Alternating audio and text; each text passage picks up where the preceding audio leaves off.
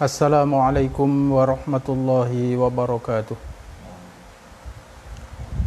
Alhamdulillahi rabbil alamin wal aqibatu lil muttaqin wala udwana illa 'alal zalimin. Asyhadu an la ilaha illallahul malikul haqqul mubin wa asyhadu anna sayyidana wa maulana Muhammadan 'abduhu wa rasuluhu shadiqul wa'dil amin. Allahumma salli ala sayyidina Muhammad wa ala ali sayyidina Muhammad. Qalu subhanaka la ilma lana illa ma 'allamtana innaka antal alimul hakim. Sadaqallahul azim wa sadaqa rasuluhul karim. Amma ba'du. Para pemirsa pengajian online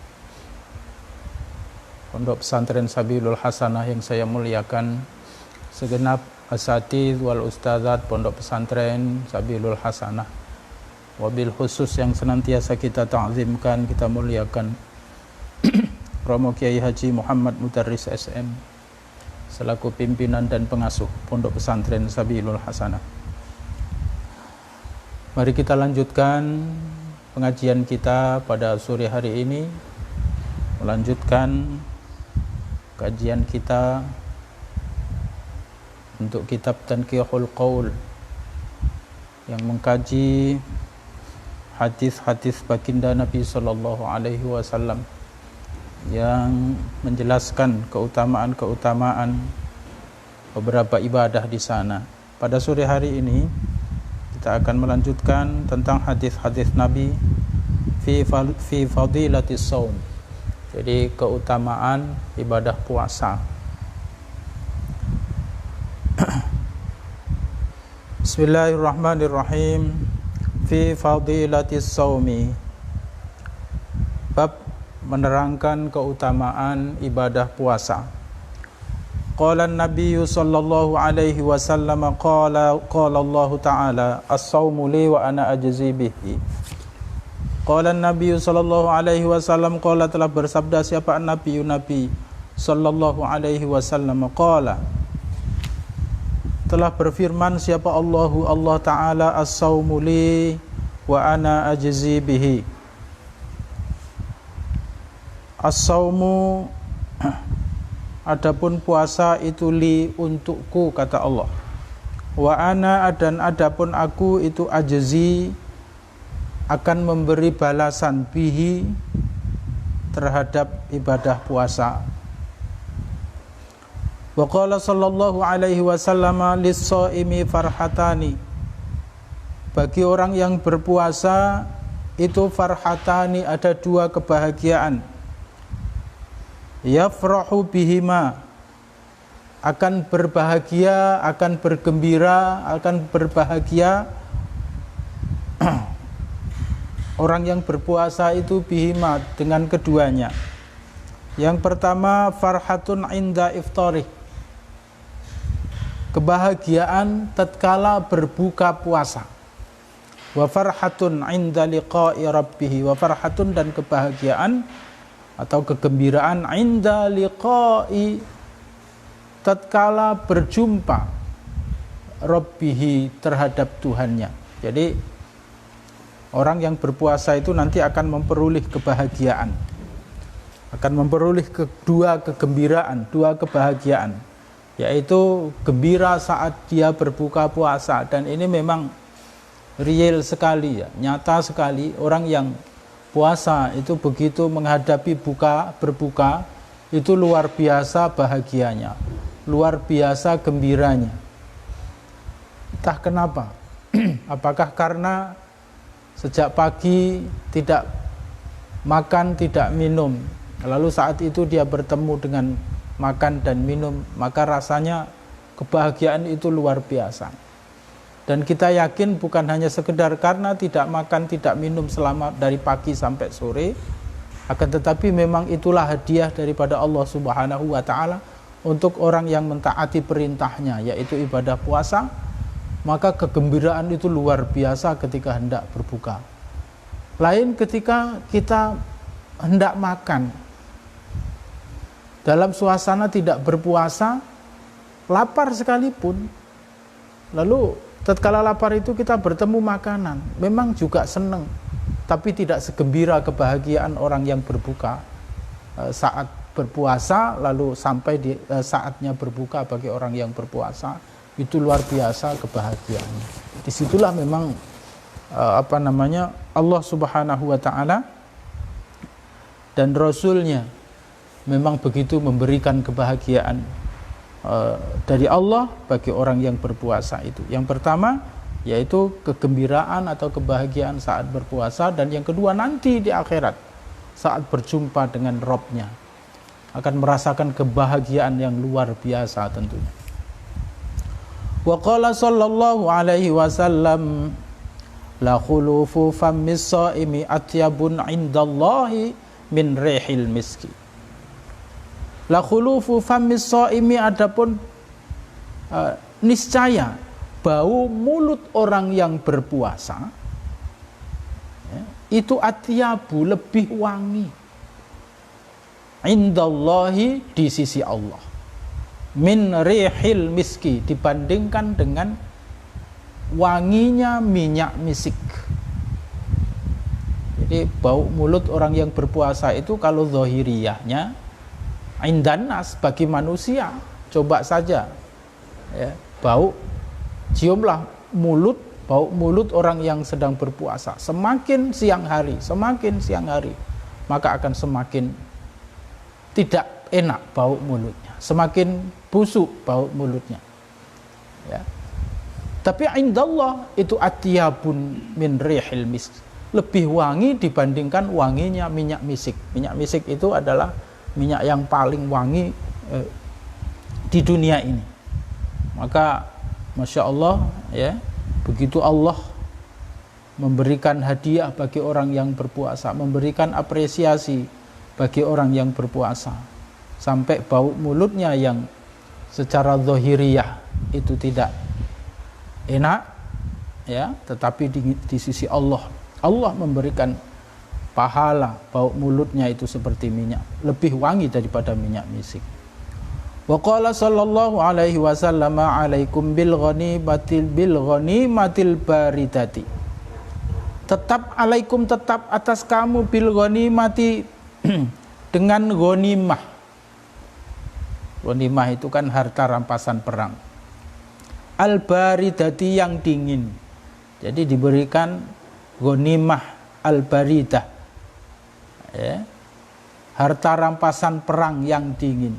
Qalu ya Rasulullah wa mal ghanimatul baridatu. Mereka berkata, para sahabat, ya Rasulullah, wahai Rasulullah, wa mal ghanimatul baridatu, apa itu ghanimah yang dingin wahai Rasulullah? Qala as-saumu fis sita'i al-ghanimatil baridah. Qala, bersabda siapa Nabi, as-saumu, adapun puasa, fis sita'i, dalam musim dingin atau musim penghujan, itu al-ghanimatul baridatu, adalah ghanimah yang dingin, harta rampasan perang yang sangat dingin. Jadi harta rampasan perang itu adalah kenikmatan besar karena memperoleh ya harta, dan harta itu dirasakan dingin ya, dirasakan keberkahannya, dirasakan kenikmatannya. Jadi ghanimah al-baridah, ghanimah yang dingin, itu pahala orang yang berpuasa di tengah musim penghujan, di tengah musim yang dingin. Wa qala sallallahu alaihi wasallam man shoma yauman min ramadhana ghufira lahu ma taqaddama min dzanbihi wa ma ta'akhkhara.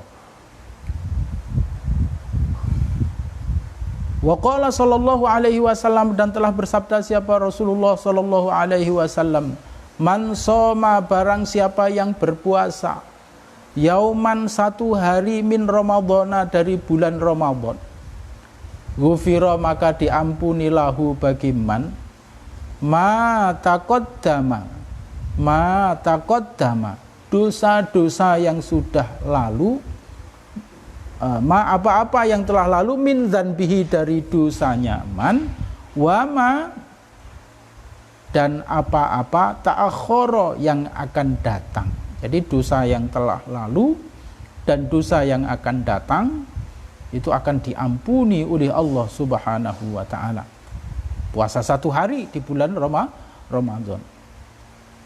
Fa idza tamma ramadhana, maka apabila sempurna, maka apabila cukup, apa Ramadhana, puasa bulan Ramadan, ya, 1 bulan itu sudah dicukupkan puasanya itu, ya, sebulan penuh puasa di bulan Ramadan, maka la yaktubu alaihi dzanbun illa ilal haulil akhir, ya, tidak ditulis alaihi atas shaim, atas orang yang menyempurnakan puasa itu, apa dzanbun, 1 dosa pun, ilal haulil akhir, sampai pada tahun berikutnya. Jadi tahun ini sampai tahun, kalau sempurna puasanya, maka dosanya itu tidak akan ditulis lagi sampai tahun berikutnya. Jadi 0 dosa, kosong dosa. Nah, tentu ini adalah orang yang berpuasa dengan menggapai ridhonya Allah, berpuasa dengan hanya karena Allah, ya. Tidak pernah niat yang lain, tidak pernah karena yang lain kecuali karena Allah Subhanahu wa taala. Orang yang menyempurnakan puasanya dalam 1 bulan Ramadan, maka Allah Subhanahu wa taala tidak akan menulis 1 dosa pun sampai pada sampai Ramadan berikutnya datang. Fa in mata, maka jika mati siapa shaim qabla Ramadan, sebelum bulan Ramadan, ya, qabla Ramadan akhir, sebelum Ramadan berikutnya, jaa, maka datang siapa shaim yaumal qiyamati, pada hari kiamat, walaisa alaihi dzanbun, dan tidak ada alaihi atas shaim apa dzanbun, 1 dosa pun. Jadi ketika Ramadan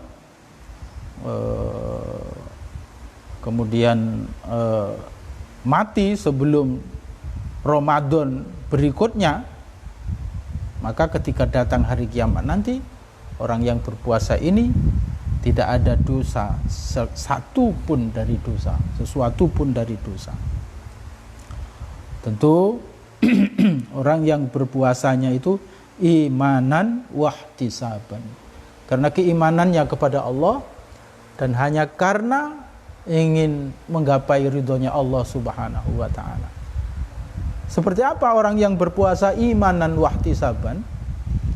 Adalah orang yang berpuasa memang benar-benar dari asar puasanya itu, ya, misalnya saja orang yang berpuasa itu akan timbul kepekaan kepada sesamanya, kasihan kepada fakir miskin, para fuqara masakin, karena dia merasakan tidak enaknya lapar dan haus, maka dia akan timbul kepekaan sosialnya. Kemudian orang yang berpuasa juga meninggalkan perkara-perkara yang terlarang lainnya oleh Allah Subhanahu wa taala. Ya, semua yang dilarang oleh Allah ditinggalkan. Jadi betul-betul puasanya itu meningkatkan keimanannya, lalu puasa itu membentuk dirinya menjadi orang yang takwa. Apa itu takwa? Takwa adalah upaya sekuat tenaga menjalankan perintah-perintah Allah, atau imtithalul awamirillah wajtinabun nawahi, berupaya sekuat tenaga menjalankan perintah-perintah Allah dan juga berupaya sekuat tenaga untuk menjauhi larangan-larangan Allah. Nah, orang yang berpuasa imanan wahtisaban, dia akan dibentuk menjadi orang yang bertakwa. Apabila puasanya bisa membentuk dirinya menjadi orang yang muttaqin, orang yang bertakwa, maka pahala-pahala yang dijanjikan oleh hadis Rasulullah SAW nanti akan didapatkan. Tapi kalau puasanya hanya sekedar sekedar menghilangkan tidak makan, tidak minum, tapi tidak membawa asar puasa, tidak membentuk dirinya menjadi bertakwa kepada Allah. Dia masih bermaksiat, dia masih melanggar perintah-perintah Allah, dia juga masih sering meninggalkan perintah Allah, lalu dia menerjang larangan-larangan Allah, ya, maka puasa yang seperti ini belum tentu akan memperoleh pahala seperti yang diterangkan dalam hadis baginda Nabi sallallahu alaihi wasallam itu. Wa qala sallallahu alaihi wasallam, lau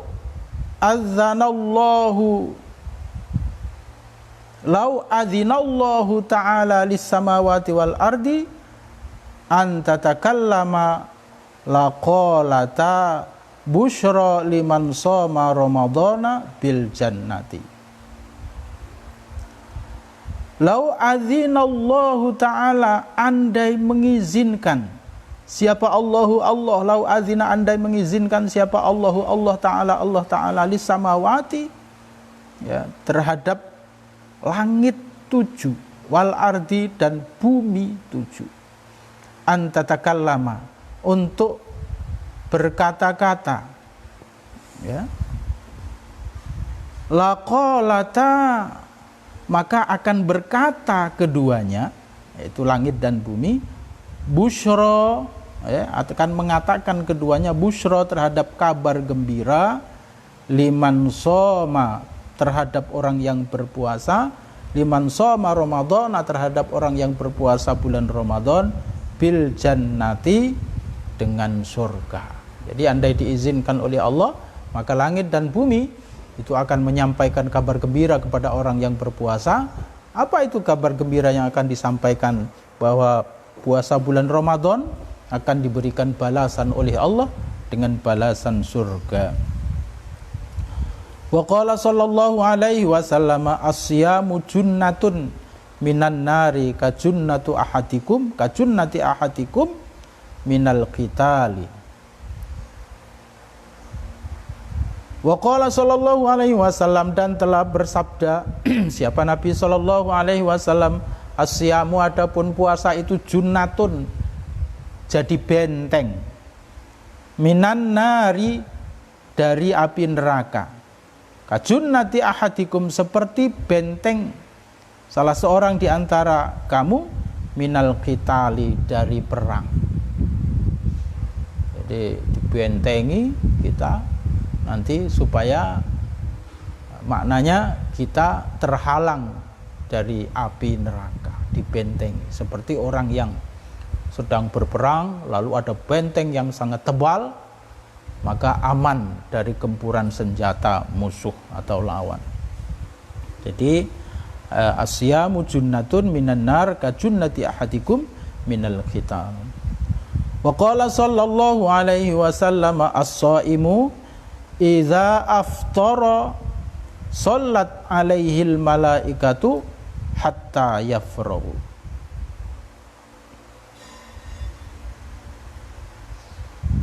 Shallat alaihil malaikatu hatta yafrahu. As-shaimu, adapun orang yang berpuasa, idza aftara, apabila berbuka siapa shaim, sholat alaihi, sholat, maka mendoakan alaihi, atas shaim, siapa al malaikatu, malaikat, hatta yafrahu, sampai bukanya itu selesai, sampai bukanya selesai. Saat kita berbuka itu ya kita didoakan oleh malaikat.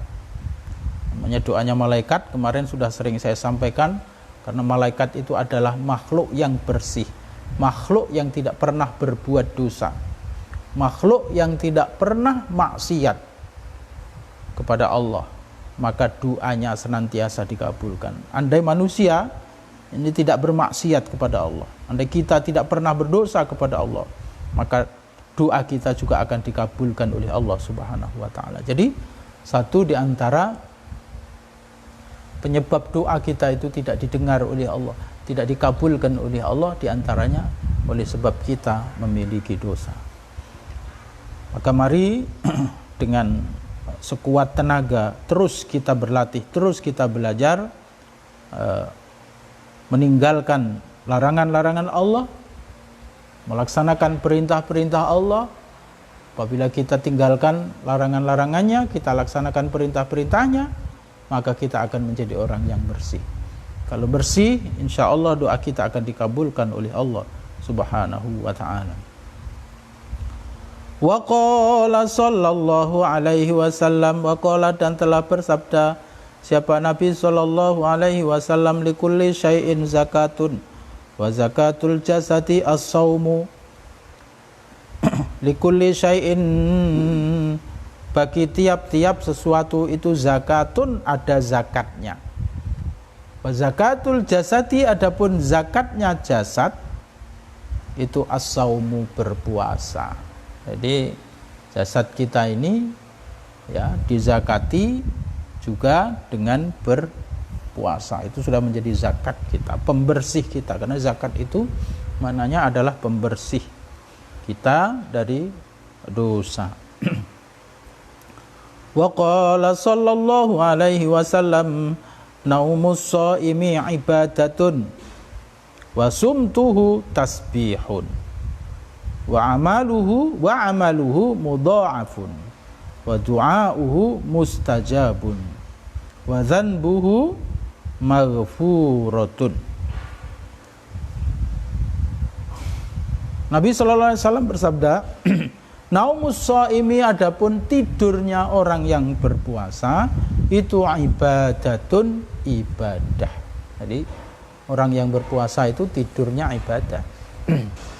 Kenapa? Karena orang yang berpuasa itu sedang menjalankan perintah Allah, lalu dibawa tidur. Orang yang tidur itu akan terhindar ya dari larangan-larangan Allah, semisal akan menggunjing orang lain, atau pergi ke tempat maksiat, atau melakukan hal-hal yang kemungkinan akan membuat terperosok dalam dosa. Nah, kalau tidur aman, akan terhindar dari hal-hal itu. Maka tidurnya itu sendiri karena ada cara, ada upaya, ada usaha untuk terhindar dari dosa ya, sehingga puasanya menjadi baik, puasanya menjadi sempurna, maka dinilai ibadah oleh Allah Subhanahu wa ta'ala. Namun bukan dalam arti ya sepanjang hari dihabiskan untuk tidur dengan alasan atau dengan dalih supaya menjadi ibadah. Lalu bagaimana dengan usahanya? Lalu bagaimana dengan kewajiban bekerjanya? Tentu tidak demikian. Maksudnya adalah daripada sedang berpuasa dia tidak punya pekerjaan, pada saat-saat tertentu, saat istirahat, daripada nanti berpuasa lalu menggunjing orang lain, lebih baik digunakan untuk tidur. Maka tidur pada saat seperti itu akan bernilai ibadah. Tetapi saat semestinya dia bekerja lalu digunakan untuk tidur sepanjang hari, maka bukan itu yang dimaksud naumu ibadah di sini, naumu shaimin di sini ya, menjadi ibadah itu maksudnya. Kemudian wasumtuhu tasbihun, diamnya orang yang berpuasa itu saja menjadi pahala tasbih. Apalagi kalau memang betul-betul bertasbih, membaca Quran, membaca sholawat, zikrullah, maka akan lebih besar pahalanya di sana. Ya.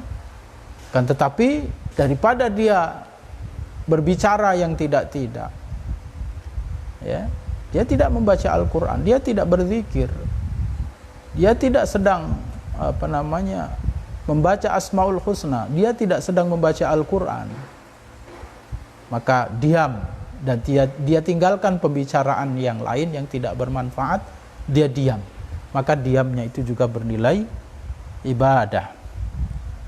Wa amaluhu mudha'afun, pekerjaannya, kalau dia bekerja sedang berpuasa, mungkin dia kerja di kantor, dia kerja di kebun, dia berdagang ya, saat sedang kondisi berpuasa, maka diberi pahala yang berlipat ganda oleh Allah Subhanahu wa ta'ala ya. Kemudian wa du'auhu mustajabun, doanya orang yang sedang berpuasa itu dikabulkan oleh Allah, diijabah oleh Allah wa dzanbuhu maghfurun, dan dosanya diampuni oleh Allah Subhanahu wa taala. Keluar biasa. Dari atas tadi hadis-hadis yang kita baca ya menerangkan bahwa orang yang berpuasa itu begitu apresiasi Allah, begitu penghargaan Allah, begitu janji Allah untuk memberikan pahala bagi orang yang berpuasa. Kenapa? Karena dengan berpuasa maka manusia akan meletakkan dirinya, membentuk dirinya menjadi orang yang muttaqin, orang yang senantiasa berupaya menjalankan perintah-perintah Allah dan juga sekuat tenaga menjauhi larangan-larangan Allah. Itulah beberapa hadis tentang ibadah puasa ya, yang apabila orang-orang yang beriman yang diwajibkan oleh Allah untuk berpuasa, terutama tentu puasa bulan Ramadan, maka Allah memberikan pahala yang begitu besar dan juga keutamaan-keutamaan terhadap orang yang berpuasa itu. Bismillahirrahmanirrahim. Bismillahirrahmanirrahim. Al-babur rabi'a asyara, adapun bab yang ke-14. Al-babur rabi'a asyara, adapun bab yang ke-14 itu fi fadilatil faridati, bab keutamaan melaksanakan atau menjalankan perkara yang fardu, perkara yang wajib.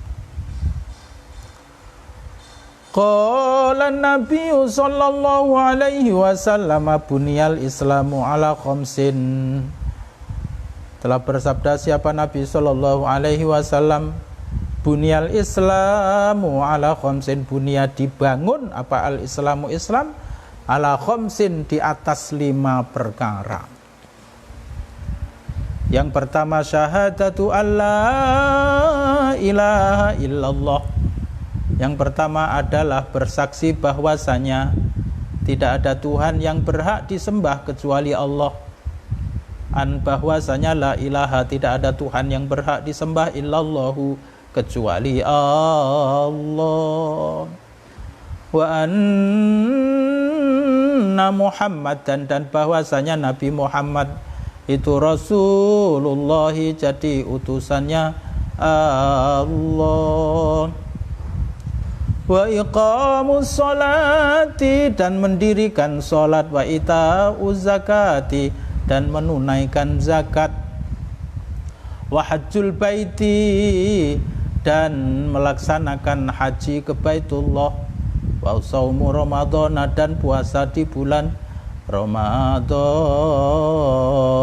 Jadi Islam itu dibangun, didirikan dengan 5 perkara. Yang pertama syahadat, bersaksi.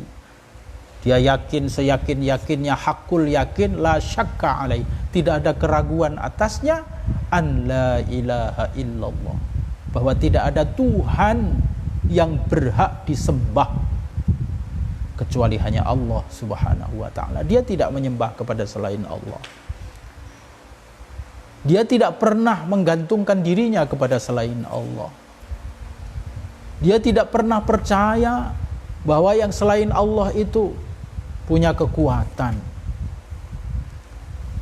Ya, dia hanya percaya satu-satunya kepada Allah Subhanahu wa ta'ala. Wa anna Muhammadar Rasulullah, dan bahwasanya yang kedua bahwasanya Muhammad adalah utusan Allah. Wa iqamis shalah, dan yang kedua ya mendirikan shalah. Jadi makanya kalau orang itu kalau ditanya apa agamamu, jawabnya Islam. Mana KTP-mu? Ini. Dilihat betul KTP-nya memang Islam. Tapi tidak mendirikan sholat, tapi tidak menjalankan sholat. Lalu bagaimana? Katanya bunyal Islamu ala khamsin. Satu dari yang 5 itu juga itu adalah mendirikan sholat, tapi dia tidak sholat. Maka Islamnya tidak sempurna berdirinya itu, karena kurang. Ya, karena kurang. Maka sampai ada hadis Nabi yang menyatakan bahwa As-sholatu imaduddin. Faman aqamaha faqad aqamaddin, faman tarakaha faqad hadamaddin. Islam itu salat itu adalah tiang agama. Maka barang siapa yang mendirikan salat ya, dia telah mendirikan agama. Dan barang siapa yang meninggalkan salat, maka dia telah merobohkan agama. Kenapa? Karena memang Islam itu didirikan dari 5 perkara. Satu diantaranya adalah iqamus sholat, mendirikan sholat. Nah, kalau sholatnya tidak didirikan, maka bunyal Islamu ala khamsinnya itu jadi kurang. Wa ita'uz zakati, dan menunaikan zakat, membayar zakat. Umat Islam ini memiliki kewajiban, ya, yaitu membayar zakat. Mulai bulan Ramadan sampai akhir Ramadan, sebelum sholat Aid, berkewajiban membayar zakat fitrah. Ya. Kemudian bagi kaum muslimin yang memiliki harta, yang memiliki profesi, yang memiliki usaha, ya, mereka wajib mengeluarkan zakat malnya kalau dia sudah mencukupi 1 nisab.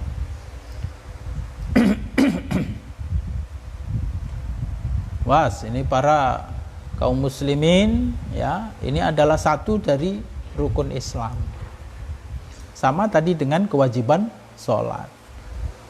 Ya, satu rukun Islam tadi syahadat, bunyinya la ilaha illallah Muhammadur Rasulullah. Kemudian mendirikan sholat. Wah, kalau sholatnya tidak didirikan, walaupun dia sudah syahadat, berarti Islamnya tidak sempurna berdirinya.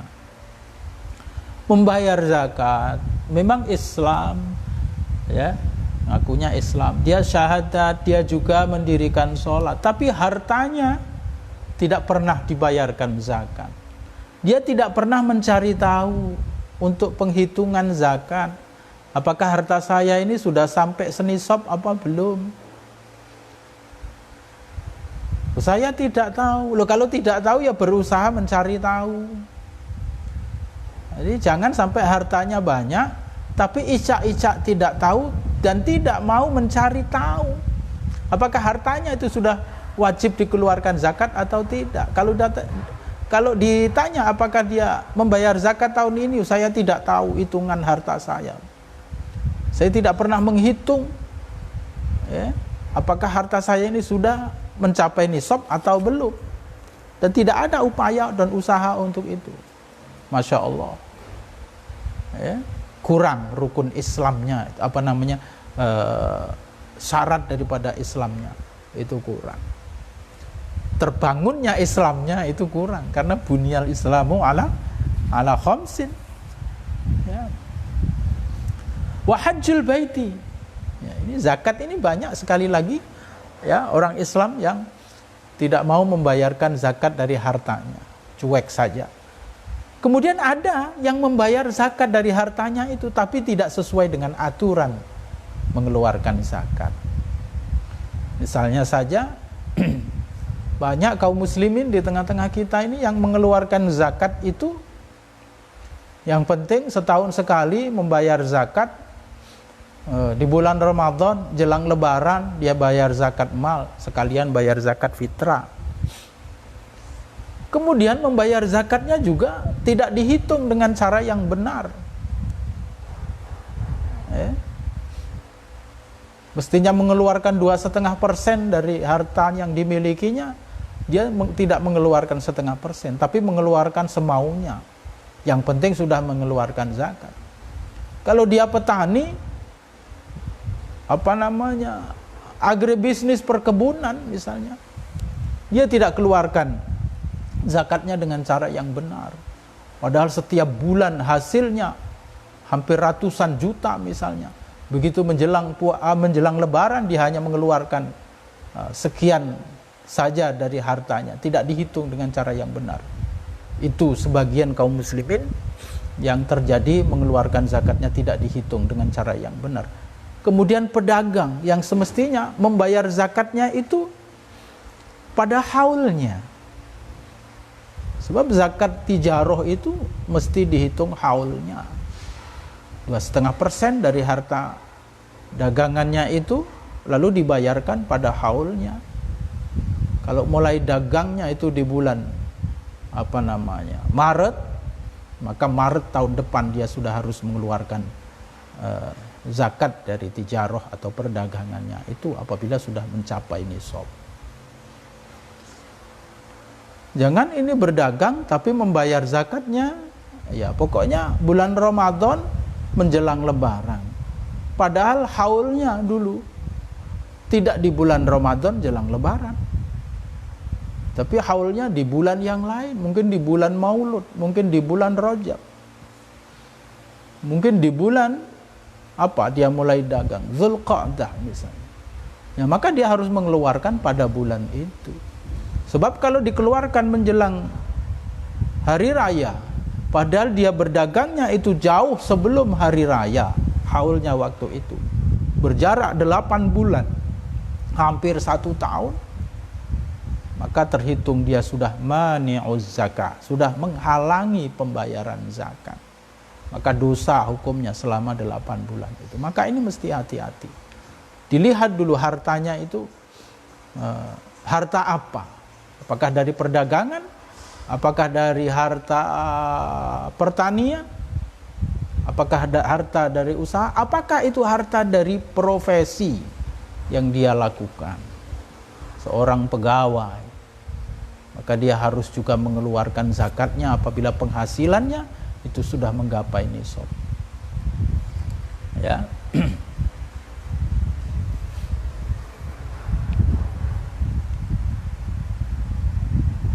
Kemudian bismillahirrahmanirrahim, wa iqamis sholati, dan mendirikan salat, wa ita'uz zakati, dan membayar zakat, wa hajjul baiti, dan menunaikan haji ke Baitullah.